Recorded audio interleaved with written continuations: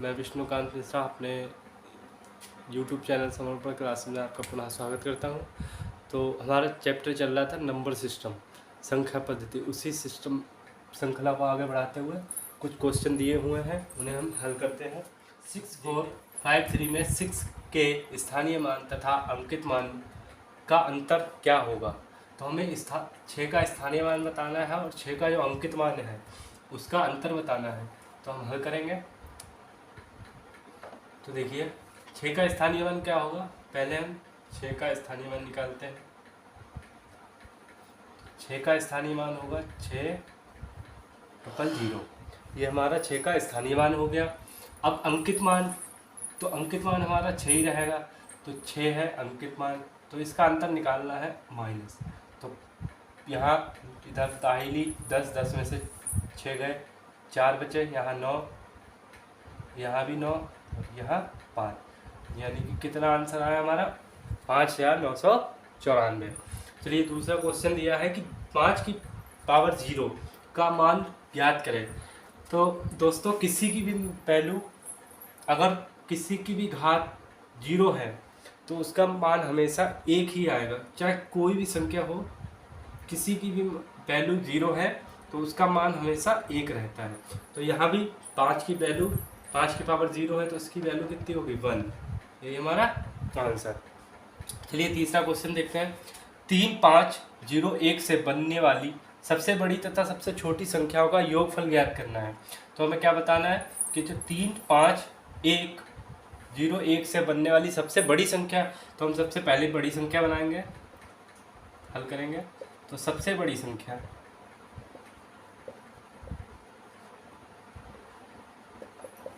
तो साथियों हमने आपको बताया है कि अगर हमारे पास कोई भी नंबर है उनकी सबसे बड़ी संख्या बनानी है तो हम क्या करेंगे। तो पहले हम सबसे बड़े अंक को लिखेंगे। सबसे बड़ा अंक हमारे पास क्या है 5, उससे छोटा 3, फिर 1, 0। तो ये हमारी होगी 5310। ये सबसे, इन 4 अंकों से बनने वाली सबसे बड़ी संख्या हो गई। और सबसे छोटी संख्या बनाएंगे इन्हीं अंकों से, सबसे छोटी संख्या। तो देखिए दोस्तों, हमने आपको बताया था अगर शुरुआत में 0 है तो उसे हम 0 शुरू में नहीं लिखते क्योंकि 0 काउंट नहीं होता है। तो हम लिखेंगे 1, 0, 3, 5। तो ये हमारी 1035 जो संख्या सबसे छोटी हो गई। अब ये देखिए योग बताया, योग पूछा तो हम क्या लिखेंगे योग। तो योग बराबर क्या हो गया हमारा 5, 1, 3, 4, 3 और 6, 5, 1, 6, यानी कि हमारा हो गया 6345। कि दो लगातार विषम संख्याओं का अंतर बताइए। तो देखिए विषम संख्या हमें पता है, हमने आपको बताया था विषम संख्या क्या होती है, जो 2 से नहीं कटती। जैसे 1, 3, 5, 7 जो ये संख्या क्या होती है विषम संख्या। तो देखिए कह रहा है कि 2 लगातार विषम संख्याओं का अंतर बताइए।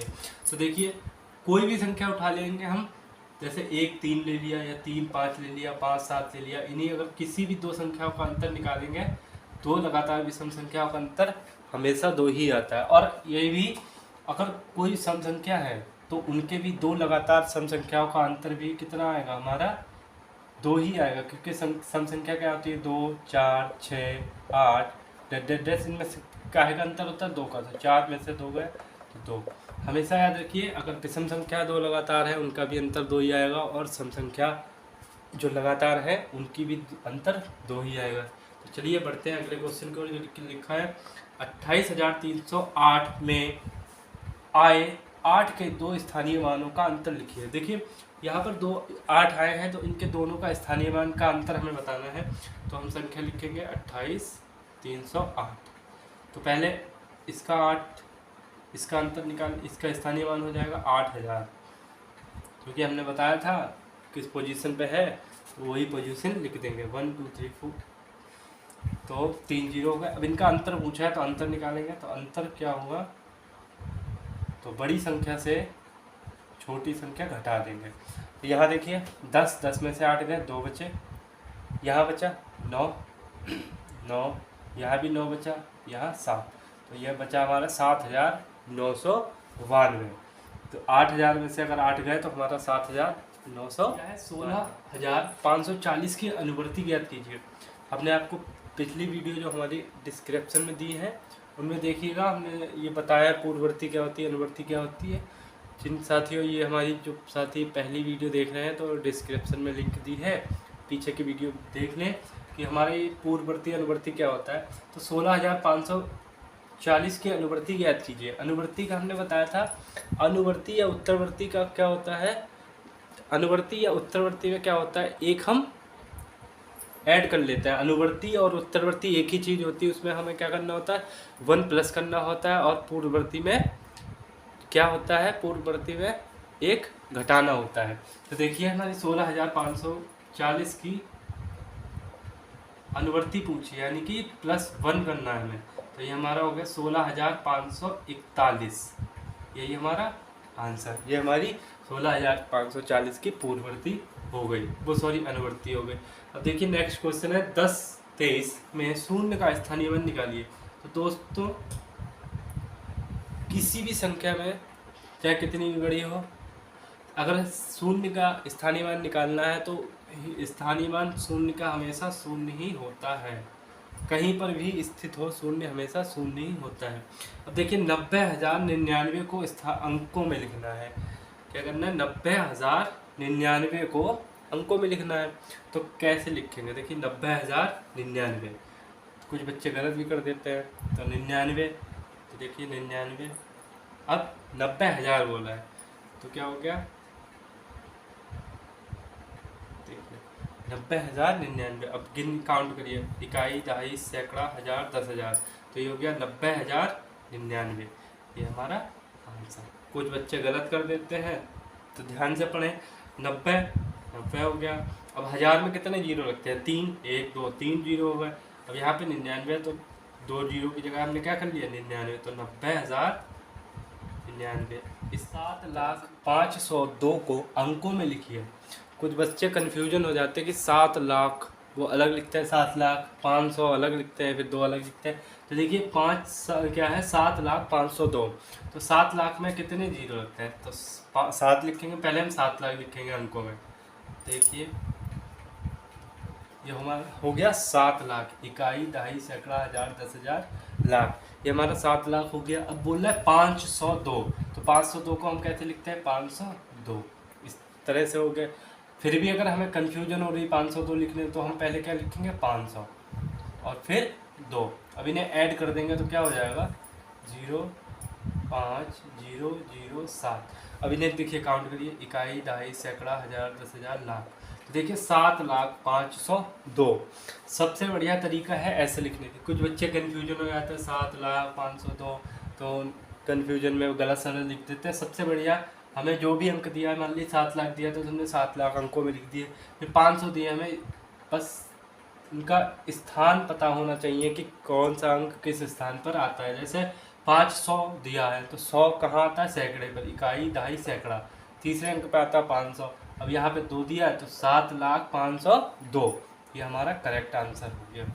नेक्स्ट क्वेश्चन दिया है 3,7,0,1,5 से 5 अंकों की सबसे छोटी संख्या बताइए। अब इन जो अंक दिए हैं इनसे सबसे छोटी संख्या बनानी है, तो वो 5 अंकों की बताइए। तो 5 अंकों की सबसे छोटी संख्या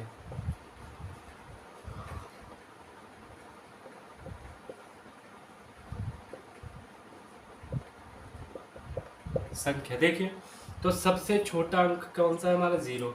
लेकिन हम 0 को नहीं लिखेंगे, क्यों, क्योंकि उसमें काउंट नहीं होता। तो सबसे छोटा नंबर हमारा 1, फिर 0 लिखेंगे।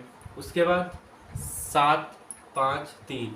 लेकिन 7, अगर 7, 5 लिखेंगे तो 7, 5, 3 तो बड़ा हो जाएगा। तो सबसे छोटी संख्या 3 बची, फिर 5 बचा, फिर 7 बचा। तो हमारा हो गया 10,357। अगर हम 7 पहले लिखते हैं तो हमारा हो जाता 10,753। तो हमारा ज़्यादा हो जाता 700, यानी 300 कम है। तो हम यहाँ पे हमें छोटी संख्या लिखनी है, तो सबसे पहले छोटे नंबर काउंट करने होंगे। तो चलिए यही हमारा 88,888 की पूर्ववर्ती संख्या बताइए, यानी कि 88,888 की पूर्ववर्ती संख्या बतानी है। तो देखिए आपको हमने अभी पिछले क्वेश्चन में बताया कि पूर्ववर्ती क्या होती है, उसमें से एक जो भी अंक दिया होता है उसमें से एक घटा देते हैं, और अनुवर्ती या उत्तरवर्ती क्या होती है, उसमें एक ऐड कर देते हैं। तो देखिए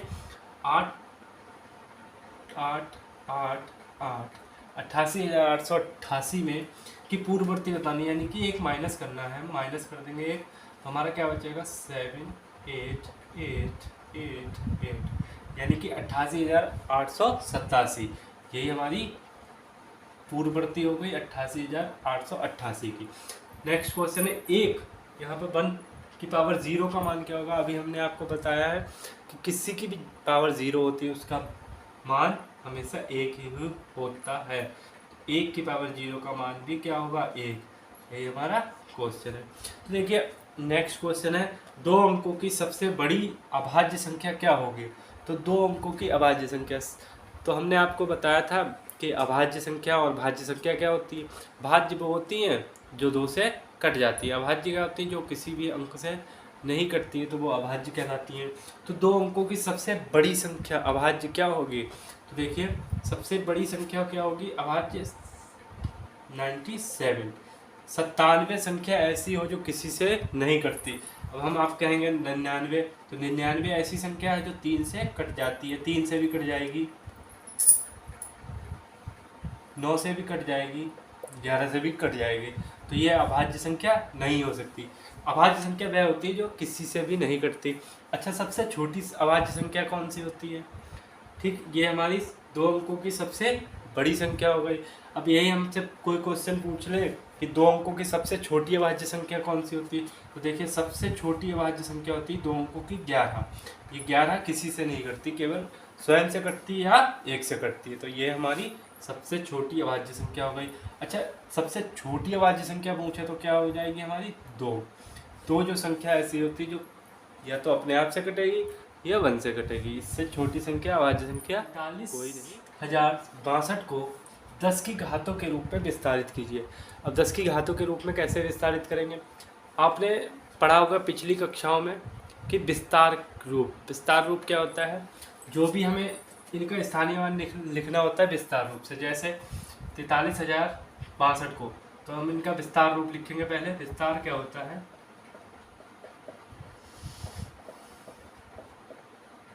ये होता है, तो यहाँ देखिए स्थानीय मान 4 का क्या होगा 1 2 3 4, 4 जीरो है तो 4 जीरो प्लस 3 का स्थानीय मान हो जाएगा 3000।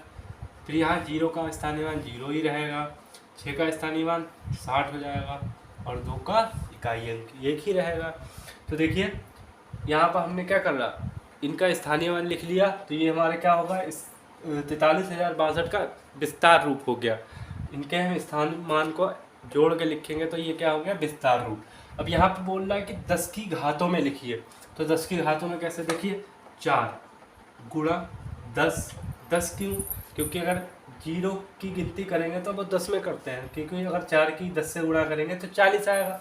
अब यहाँ पे देखिए कितने 0 लगे 1 2 3 4, तो 10 की घात 4 क्यों लिखा है, क्योंकि देखो अगर 10 की घात को हम 4 को सॉल्व करेंगे तो 10 की घात 4, तो 10 की घात 4 को हम कैसे लिख सकते हैं 10 मतलब 4 जीरो लगा देंगे, तो ये 10 की घात 4 हो गई। अब यहाँ पे देखिए 4 जीरो है तो 4 घात लग गई। इसी प्रकार प्लस 3 गुणा 10 की पावर कितनी यहाँ पर 3, तो यहाँ पर 3 घात लग गई। तो देखिए यहाँ पर क्या करेंगे, अगर हमें वैसे तो 0 में रहने देंगे और अगर 10 की घात में करना है हो नहीं सकता, तो यहाँ पर 0 ही लिखे रहने देंगे।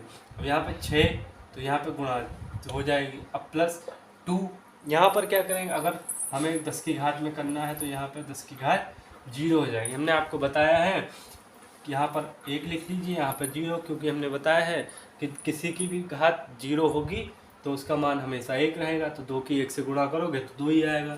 तो ये हमारी 10 की घात में विस्तार रूप हो गया 43,062 का विस्तार रूप। यही हमारा आंसर। तो साथियों इसी क्वेश्चन के साथ यही चैप्टर हमारा और समाप्त। जैसा कि आप लोगों को हमारी वीडियो समझ में आती हैं या हमारा पढ़ाया हुआ समझ में आता है तो प्लीज़ लाइक करें, चैनल सब्सक्राइब करें और अधिक से अधिक शेयर करें। प्लीज़ कमेंट बॉक्स में बताइए हमारे पढ़ाने का तरीका अच्छा लगा हो।